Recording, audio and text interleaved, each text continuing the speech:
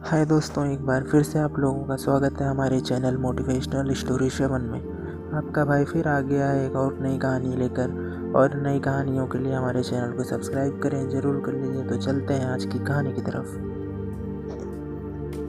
मेरा नाम मोनू है और मैं दिल्ली से हूँ। मैं एक बार अपनी दोस्त अजय की शादी में हरियाणा गया था।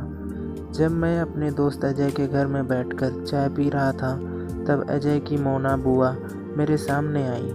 मोना बुआ ने मुझे तुरंत पहचान लिया। वो बोली, अरे मोनू, तू कौन सी दुनिया में जी रहा है? कितने दिन बाद दिखा है। मैंने कहा, बुआ मैं बिजी था। बुआ से मेरी कुछ देर बात हुई, फिर मैं वहाँ से उठकर अजय के रूम में चला गया और सफ़र के थकान के चलते सो गया। शाम को मोना बुआ ने मुझे आवाज़ दी, मोनू उठ जाओ, शाम के 6 बज चुके हैं। मैं गहरी नींद में था, मैं उठा ही नहीं। मोनू बुआ मेरे पास ही खड़ी थी। उन्होंने मुझे फिर से आवाज़ देते हुए हिलाया। इस बार उनके स्पर्श से मैं चौंक गया और उठ गया। मोना बुआ ने मुझसे कहा, जल्दी से उठो और फ्रेश होकर नीचे आ जाओ। मैंने कहा, ठीक है बुआ, मैं 10 मिनट में तैयार होकर आता हूँ। फिर मैं तैयार होकर नीचे आया तो घर में कोई नहीं था, सिर्फ मोना बुआ ही थी। मैंने मोना बुआ से पूछा, सब लोग कहाँ गए हैं? मोना बुआ ने बोला कि आज सब लोग मंदिर गए हैं। मैंने बड़ी हैरानी से बुआ से पूछा कि आप क्यों नहीं गई? बुआ ने बोला, तू सो रहा था ना, इसलिए नहीं गई। मैंने इस स्थिति को समझा कि बुआ ठीक कह रही हैं। फिर मैंने उनसे बात करना शुरू की। मैंने पूछा, बुआ आप कैसी हो? बुआ बोली, मैं ठीक हूँ। तुझे याद भी है कि हम आज से 3 साल पहले मेरे जन्मदिन पर मिले थे? मैंने धीरे से हाँ बोला। फिर बुआ ने चाय बनाते हुए बात करना शुरू की। बुआ ने पूछा, अभी क्या काम करते हो? मैंने बोला, मैं बिजनेस करता हूँ। फिर मैंने उनसे पूछा कि आपका कैसा चल रहा है? उन्होंने मुझे बताया कि मैंने अपने पति को छोड़ दिया है। मैंने उनसे हमदर्दी जताते हुए सॉरी बोला। उन्होंने मुझसे पूछा कि तुम आज कल कहाँ रहते हो? मैंने कहा, अभी फ़िलहाल घर पर ही हूँ। तब वह बोली, अरे तुम आजकल गांव में हो? कल मैं काम से जा रही हूँ। मैंने कहा, ये तो अच्छी बात है, आप मेरे घर रुक जाना। उन्होंने कहा, नहीं मैं वहाँ होटल में रह सकती हूँ। मैंने कहा, अरे होटल में क्यों रहना? आप बुरा ना मानो तो आप मेरे घर में रह सकती हो। बुआ ने हंसकर कहा कि अगर तुम मुझे 2-3 महीने रहने दोगे तो क्या बात नहीं, मैं तुम्हारे पास रह लूँगी। मैंने उनसे हाँ कह दिया और हम दोनों चाय पीकर मंदिर चले गए। बुआ दिखने में बहुत खूबसूरत थी, लेकिन उनकी शादी एक खराब आदमी से हो गई थी, इसीलिए वो अपने पति से अलग हो गई थी। करीब 1 घंटे बाद हम सब मंदिर से घर आ गए। फिर सबने खाना खाया, सब सोने का समय हो गया था। सभी सोने चले गए। हालांकि मैं अभी 6 बजे सोकर उठा था, तभी थकान के कारण मुझे नींद नहीं आ रही थी, तो मैं भी रूम से जाकर सो गया। फिर सुबह जल्दी उठकर मैं तैयार हो गया।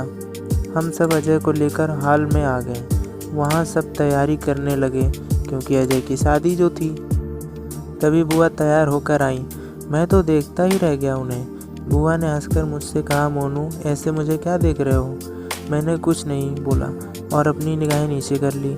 बुआ हंसते हुए चली गई। मैंने बुआ को जब से सजा संवरा देखा था, उसके बाद से शादी में मैं उनको ही देखता रहा। उन्होंने मुझे कई बार नोटिस भी किया, पर वो कुछ नहीं बोली। सुबह तक शादी की सभी रस्में पूरी हो गईं और हम सब घर आ गए। कुछ देर बाद मैंने अजय से कहा, दोस्त अब मैं घर जा रहा हूँ। अजय बोला कि रुक जा यार, कल चले जाना। मैंने उसे मना कर दिया। अजय बोला, ठीक है, पर तू जा रहा है तो बुआ को भी लेकर जाना, क्योंकि उनकी जॉब तेरे वहीं लगी है। मैं बोला, ठीक है यार, तू चिंता मत कर। फिर मैं और बुआ वहाँ से निकल गए। हम रेलवे स्टेशन पर गए। मैंने 2 टिकट लिए और प्लेटफार्म पर खड़े होकर ट्रेन आने का इंतज़ार करने लगा। ट्रेन आने में कुछ देर थी तो बुआ ने मुझसे बात करना शुरू कर दिया। उन्होंने पूछा, मोनू तू मुझे इतना क्यों घूर रहा था? मैंने उनकी तरफ देखकर कहा कि आप बहुत खूबसूरत दिख रही थी, इसीलिए वो हम हंसने लगी। इतने में हमारी ट्रेन आ गई। हम दोनों ट्रेन में बैठ गए। शादी की थकान थी तो हम दोनों सो गए। रात के 10 बजे हम ट्रेन से उतरे और बाहर आकर ऑटो करके घर आ गए। मैंने उनको अपना रूम दिखाया। वो तुरंत कमरे में गई और बाथरूम में स्नान करने चली गई। मैं हॉल में आ गया। मैंने टीवी का रिमोट लिया और टीवी चालू करके देखने लगा। तभी बुआ ने हमारे कमरे का दरवाज़ा खोला। मैंने बुआ को देखा। उन्होंने गाउन पहना हुआ था। मैं उनको देखता ही रह गया। जब मैं उनको देख रहा था तो वो मेरे पास बैठ गई। मैंने नज़रें टीवी की तरफ कर ली तो बुआ बोली, क्या देख रहे थे? मैंने बोला, आपकी खूबसूरती। सच में बुआ, मैंने इतनी खूबसूरत लड़की नहीं देखी है। फिर बुआ ने मेरे कंधे पर हाथ रखते हुए पूछा, तुमने अभी तक शादी क्यों नहीं की? मैंने भी खुलकर बात करना शुरू कर दिया। मुझे भी अभी तक आपकी जैसी लड़की नहीं मिली। बात बात में मैंने उन्हें प्रपोज कर दिया। क्या आप मुझसे शादी करेंगी? मेरी इस बात पर बुआ एकदम सन्न रह गईं। वो कुछ नहीं बोली। कुछ देर हम दोनों यूं ही चुप बैठे रहे। फिर वो मेरे पास से उठकर सोने जाने लगी। मैं भी सोने के लिए उठ गया। मेरे घर में एक ही बेडरूम था।